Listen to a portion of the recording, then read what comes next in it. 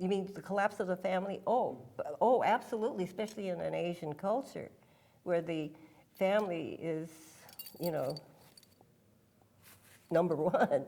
And in our particular family, and I think in most Japanese families that are, quote, were patriarchal at the time, when the fathers were taken away, which is what happened with many, like my father was, because he was an Issei, or born in Japan, he was arrested by the FBI, and he was, of course, taken away to another, quote, concentration camp in Bismarck, North Dakota, which was an all-male, it was a prisoner, a prison camp.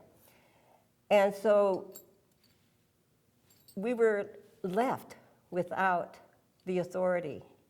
And so the older brothers became that to some degree, and then of course they went to join the services. So what happened in the camps was that there was just a real different shift of power. You know, the Niseis had to take over. That's the second generation. So there was a great change in that. And also, family life was important because for us it was definitely because we lived in Ocean Park, which was not a, quote, Asian ghetto. In fact, we lived in a Jewish ghetto. And my sister used to go and light the candles on Friday night and so forth. And my mother knew how to cook gefilte fish, and all her friends were Jewish. So the family was important. Father was very important. And then when we went to camp, of course, they were gone. The Issei were gone. So there was a real shift sociologically, I think, that happened. And then, of course, when we came out of camp, my father could never work again. And so it shifts even more. And so much of the work, the women, you know, worked and had to, usually the type of jobs that many of the women had to take were like domestic jobs, working in the cannery, so forth. This is right after camp. It was a really tough economic comeback for us.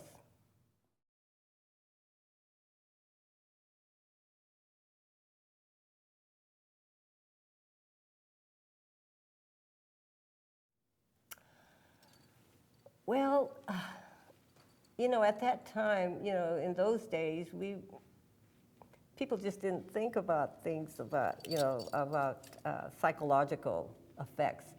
You know, I think it was mostly sociologically that people thought about these camps. There were sociologists there doing all kinds of study.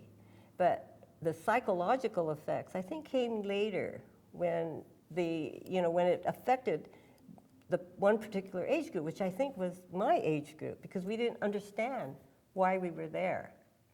So I didn't understand the concept of war. So if I asked my mother, why are we in this prison? Because of course I knew it was a prison. There were barbed wires all around. We couldn't leave.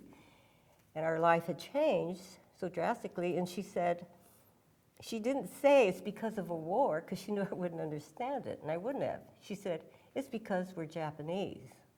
So as a child growing up within the barbed wire, to me it meant that being Japanese was not only bad, it was criminal. So, and I could only speak for myself. I mean, some other young people may have not have thought that. So in my own mind, it was something that what's going to happen when we leave? You know, how are we going to be treated? And it was, I think a lot of people were very afraid because, you know, there were rumors of houses being burnt down and about people being hanged. And they were rumors. But we had spent 3 years in this confinement because of our race. What is going to happen when we get out into the world?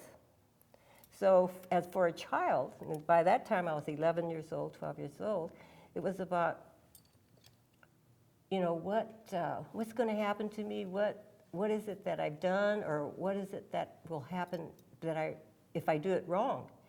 And that's why we wrote about that chapter when I go to school for the first day and in the 6th grade, and I stand up to read, and I read perfectly because I've learned to, we were in school, in camp. And the girl turned around and looked up at me. She says, wow, I didn't know you could speak English. So in my mind at that point, it became clear to me that no one was going to kill me, that it was not about my being in a camp or even about being in a war. It was about the fact that they thought I was not an American because they thought I couldn't speak English. Somehow language got mixed up in that. And that was the revelation.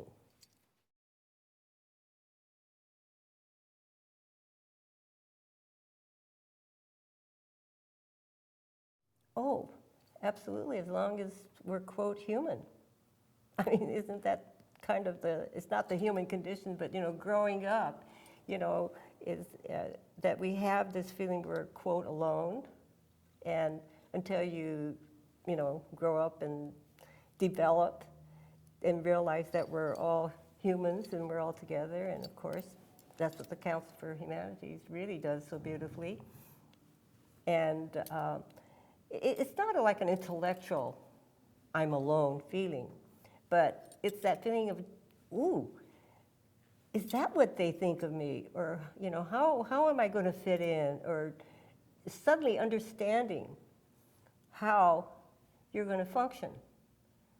Or, and as I wrote in Farewell to Manzanar, or maybe I wrote it in some other story, it was about how I was going to fit in, I wanted in and what I had to do. I couldn't be blonde, I couldn't have blue eyes, but there were ways that I could excel and fit in.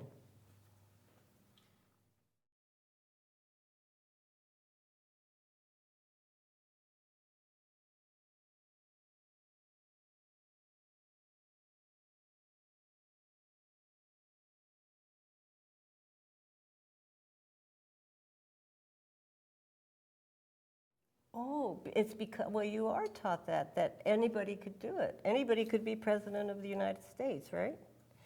And in school, it was very, quote, democratic, because somebody came from a more richer family didn't mean they got certain seats or anything. And, I can remember as a child and just growing up that, well, maybe it's not true, but I believed it, that if you tried hard and you did something with excellence, that you could do it. Maybe not so much that, oh, I could be a great American to do it, but it was about an attitude. You see, and that's the difference, the attitude that Americans have. You can go to maybe Europe too, but you can go to Asia and the Philippines and so forth, to Australia, any country, where if they don't have that attitude that anybody could do it. Anybody could be president of the United States. I mean, intellectually, maybe growing up, I thought, oh, what do you mean anybody could be president of the United States? But guess what? Who do we have today? A black president.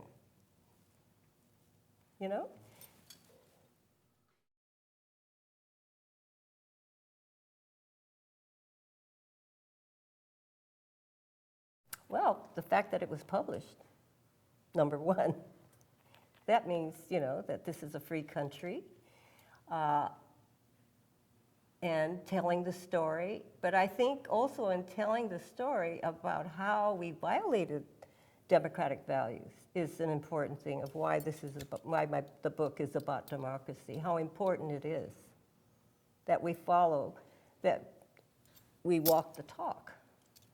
And we have those values, and we honor those values. And I think I don't know, I'm not in schools now. I don't know, I don't go to school, I don't have children or grandchildren in school, so I don't know if they're taught these values.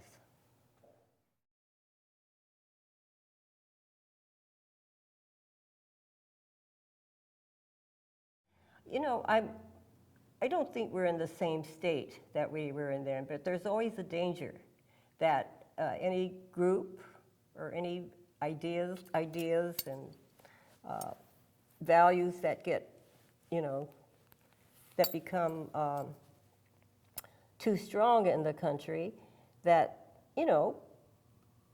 we could have problems.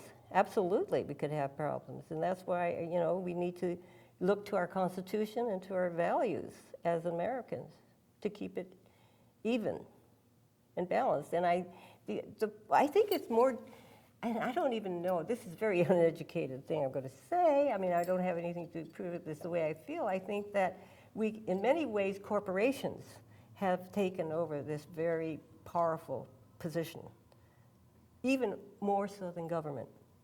And so that's what we have to look at, is how corporations influence government, how corporations influence our way of life, our values in life. And that's something, because it's, there's no way you can put your finger on it. It's just this corporate, selling of goods and, making it work and so forth.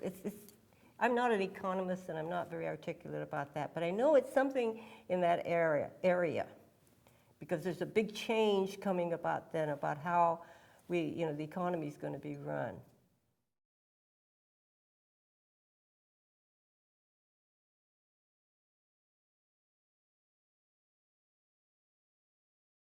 Oh, I think it's teetering between the two. And I think and I think we have to continually work at it, and we have to teach our kids. And that really comes with values too, humane values. I mean, that keeps us on the right path. It's about people and about each other. And that's how a government should be. And even the economy should be that way. It cannot be just for a few. I think we have television.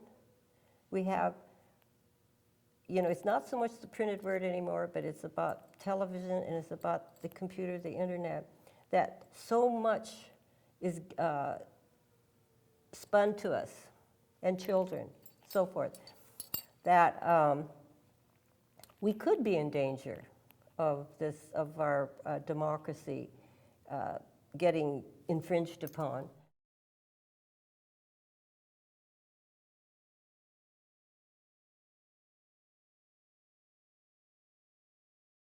I really believe that we touch each other through I know this sounds, I don't know, but through the heart. In other words, mentally, intellectually, we can say a lot of things. But I think when we connect on our humanity, in a human way, and that we recognize this, and of course the Council of Humanity recognizes, that's why you exist. It is so important because that really is the soul of growth and enlightenment in any culture, in any state. You can see it. I mean, this is what keeps us human. We don't want to be robots. We don't want to be, going through life, reacting to the computer, and that's it. Human beings are more than a brain.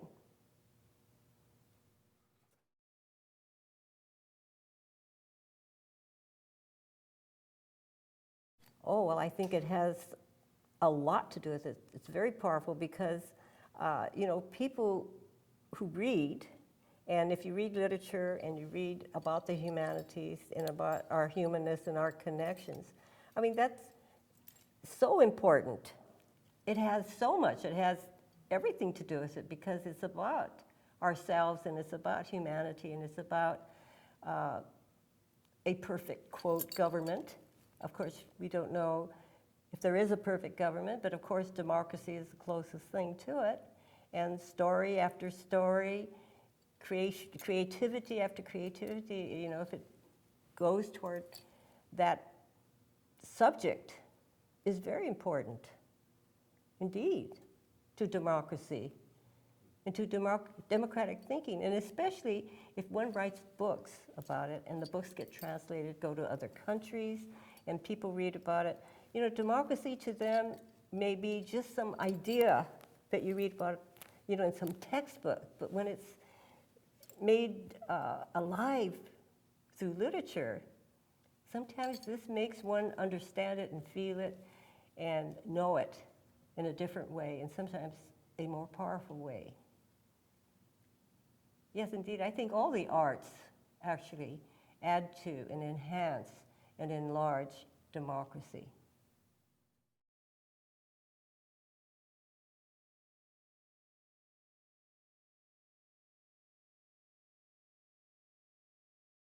I mean, I think it's essential because I'm a human being, and I believe in humans, and I believe in connection. I believe that we grow together, that the more we know about each other, the more we understand and, quote, love each other, accept each other, and the vehicle of humanities is what does it. I mean, of course, it can be electronics or, you know, some other scientific thing, and of course that connects too. But for me, I feel like on the, quote, feeling level, the emotional level, the human level, the experiential level, it's about the humanities. I think it's so important that we keep our attention there because there's great danger of so much attention going away from that, from our humanness. So what is it that makes us human and not robots or mechanical or just brains?